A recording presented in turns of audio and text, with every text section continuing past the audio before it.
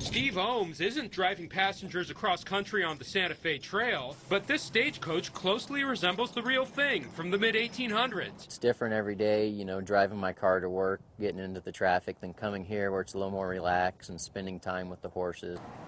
Coming to the Mahaffie Stagecoach Stop and Farm is like taking a trip back in time, a time when Kansas was at the edge of the western frontier, and this farm in Olathe was a key stop for travelers. The stagecoaches were running north and south, connecting Fort Scott to Fort Leavenworth to Westport and Kansas City, and then running east and west, running west as far as Santa Fe. Back in 1858, stagecoaches were big business for companies like Barlow and Sanderson and for farmers like James Beatty Mahaffie. Barlow and Sanderson needed rest stops on its routes, and they built their own when they had to. But it was cheaper to contract with farmers where they could. That's where Mahaffie saw an opportunity. These types of situation where a farm in a likely location where travelers are passing by becomes a wayside rest, or the owner operates it as a wayside rest. Very common, Illinois, Indiana, Ohio. Mahaffie and his wife Lucinda moved here from Indiana, so they already knew the business model.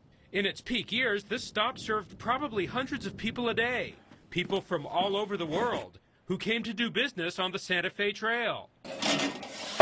Visitors can see where wary travelers ate. Mrs. Mahaffie would pretty much just have a pot of a big stew or a soup, using a lot of the vegetables that she grew here on the farm, as well as a lot of the meats that she had. This is also where they slept on the floor if they were staying the night. You can tour the family's living quarters and take a ride in the coach. The Mahaffie Stagecoach Stop has always been known for its stagecoach, but they're doing more here to make people realize this is also a farm, with farm animals like Tip here. So they're offering a hands-on farm experience. Michaela Whaley is taking turns grinding corn with her brother Justin and grandmother Gloria. On April 2nd, they'll have plow day here, where they plow a field the old-fashioned way, with horses and these oxen.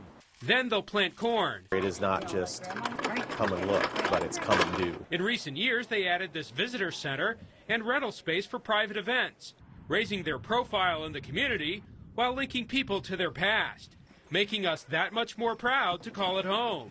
Eric Schultz, NBC Action News.